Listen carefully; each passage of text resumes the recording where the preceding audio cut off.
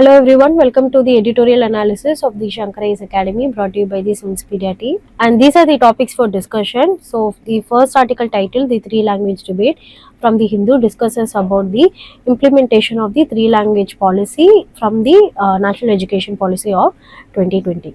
The second article, The Women's Hour from the Indian Express, discusses about the impact of the unpaid domestic labor which has been highly done by the women, especially when they stand as a burden, and how it has its impact on the national economy through a lot of fact-based reports. So in light of this article, let us see the discussions for each of these articles along with the mains question. So before that, there's just a small announcement to be made. So Shankar IAS Academy is providing the pre-fit test series of 2025. It's a UPSC prelims test series for boosting your prelims practice, and the batch starts from March 10th of 2025.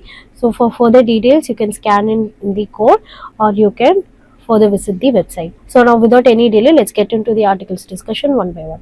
Now look into the article titled The Student and the Three Language Debate.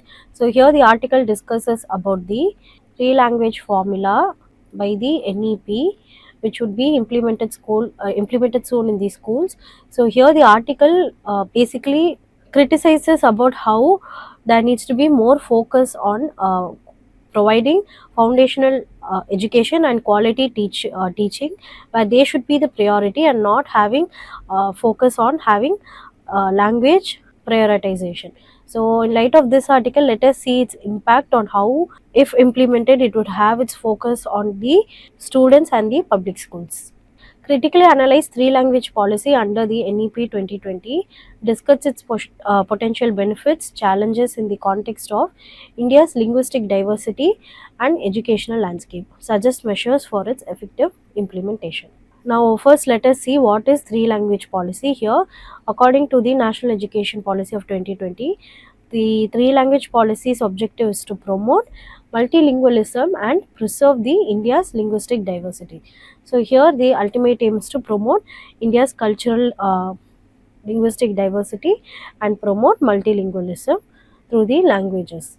Now let us see what it comprises of. So there are three languages which would be taken in consideration for the three language formula. Here the first would be the mandating. So all of these are mandating in nature. So the first one would be mandating the mother tongue or any regional language.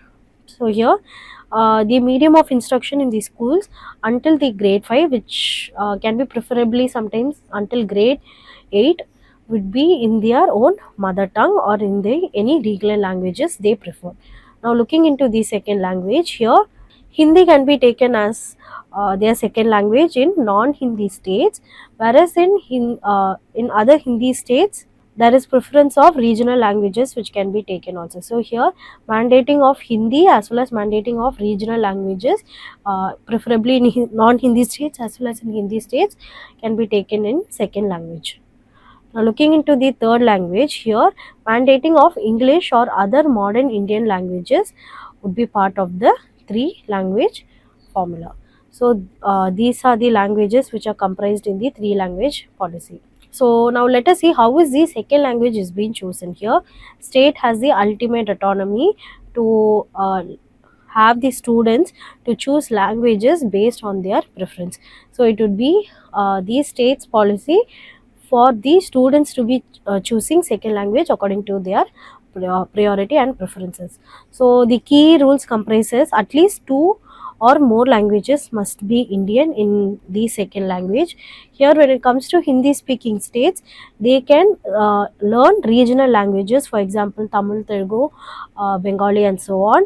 And when it comes to non-Hindi states, here they can learn Hindi as well as they can learn another Indian language. So there isn't any forcing of students to learn only Hindi as their second language. So here we can see that state is having their ultimate autonomy when it comes to the selection of the second language. Now we can look into the key provisions in the national education policy of those three language policy.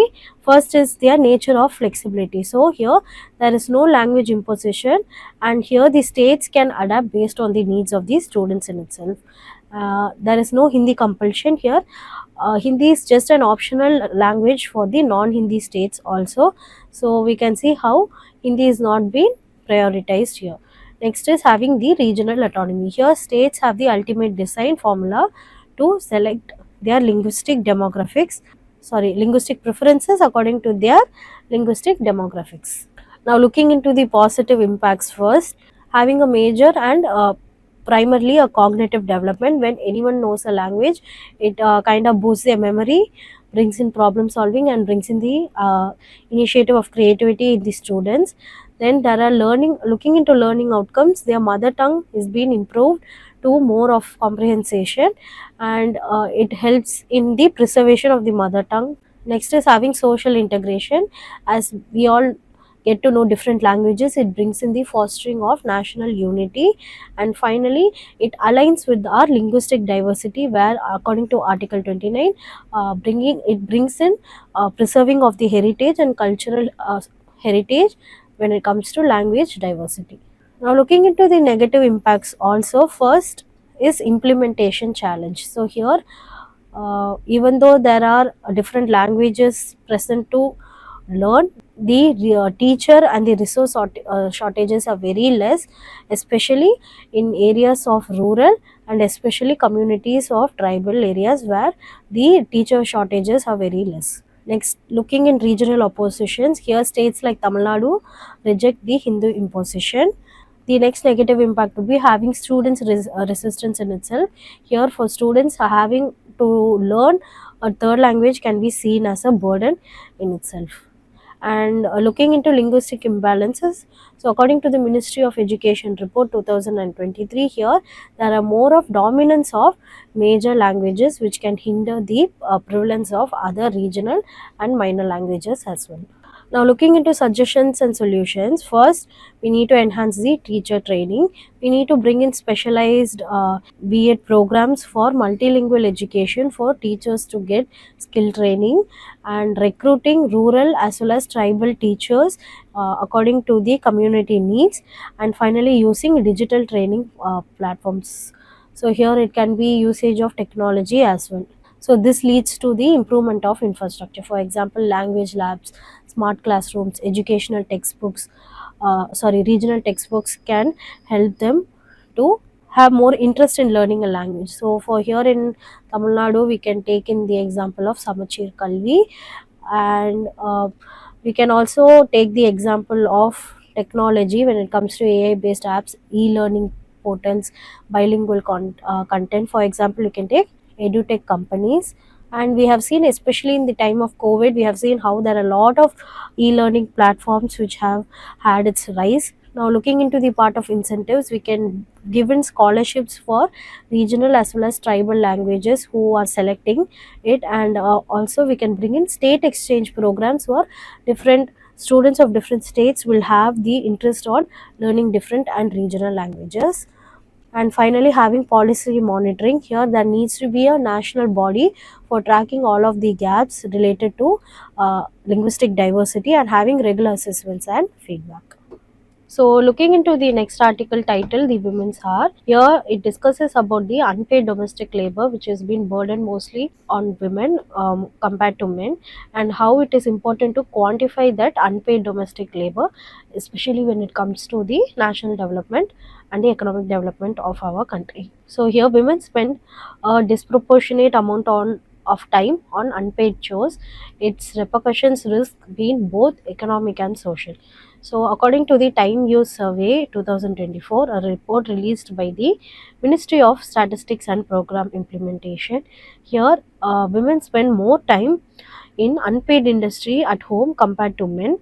In 2024, women spent 289 minutes on unpaid domestic services. So if you read the article, there are even more shocking statistics which proves that how women's unpaid labor is seen as the most overlooked and undervalued job. So in one of the editorials before, I would have discussed about somewhat similar topic on unpaid domestic labor by women, but that article would be more on the ideological basis, so how where it has its origin, which would be the patriarchal nature. Now in this article we'll be seeing more reports which stands as a fact rather than having a generalistic idea on the women's unpaid labor. Discuss the issue of unpaid domestic labor performed by women in India, its economic and social implications, and measures that can be taken to bridge this gender disparity. So, looking into the unpaid labor here, women's unpaid work, where women spend 5 hours a day, where it limits their participation when it comes to the formal employment. Looking into men's contribution, they significantly provide less time on the domestic chores. So, having the larger economic impact, according to the International Labour Organization 2024, they say that how the unpaid labor signifies 17% of India's GDP. So, we can see how this shocking statement can focus on the importance of quantifying the unpaid domestic labor by women. Now, looking into economic implications of the unpaid labor, having from the factor of low female workforce participation, according to the female labor force participation in India, 41% of women are having their participation in the formal or in the non domestic labor, whereas according to the periodic labor force survey, 78% of men are having their participation in the formal employment.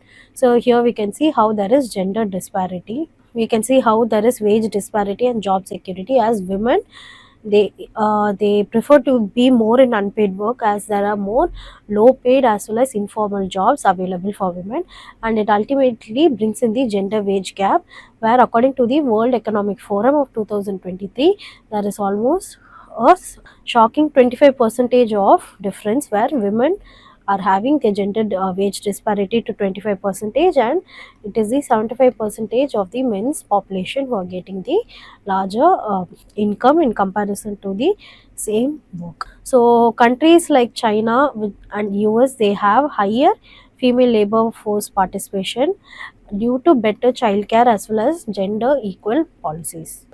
Now, looking into impact on the GDP here, according to the McKinsey 2020, here they can be seen as an organization which works on fact-based economic development in collaboration with a lot of government as well as private entities.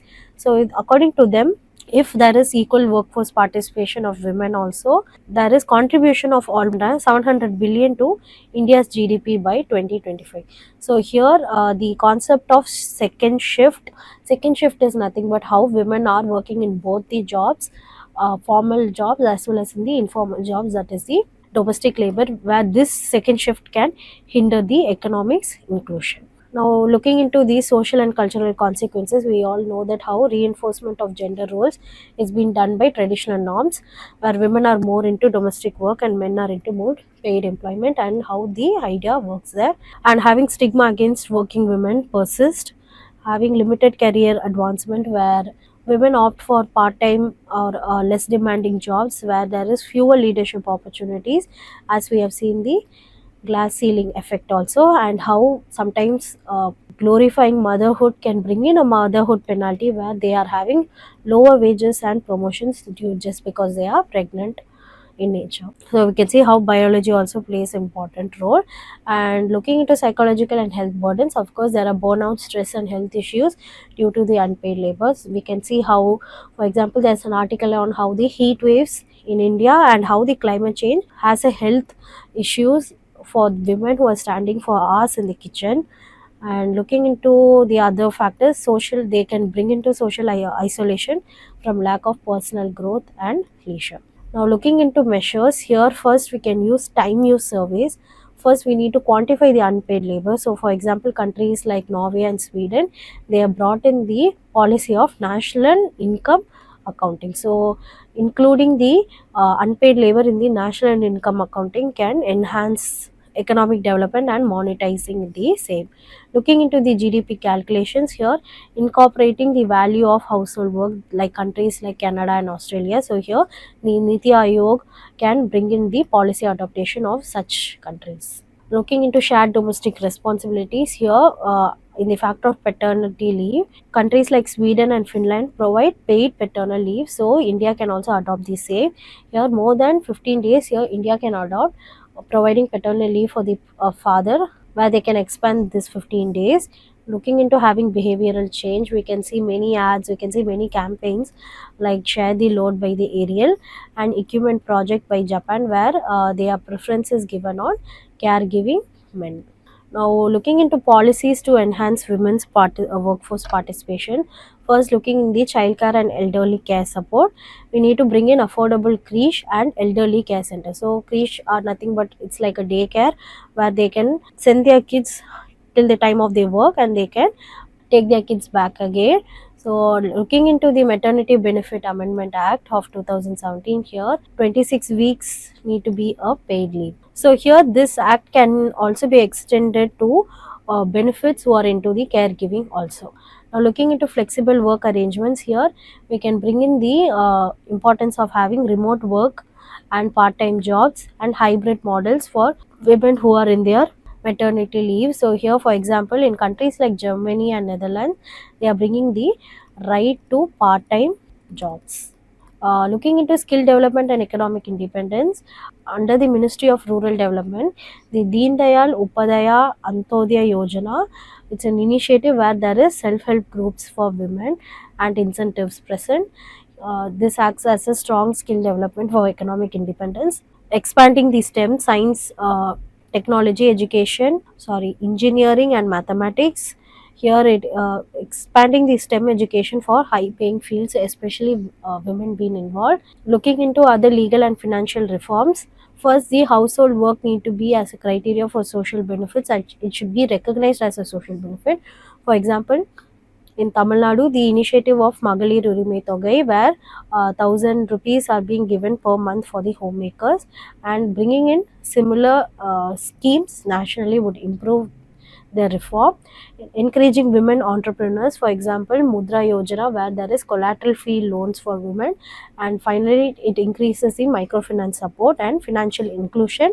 And looking into equal pay laws and stronger implementation, we can strengthen the Equal Remuneration Act of 1976 and promote gender sensitive HR policies.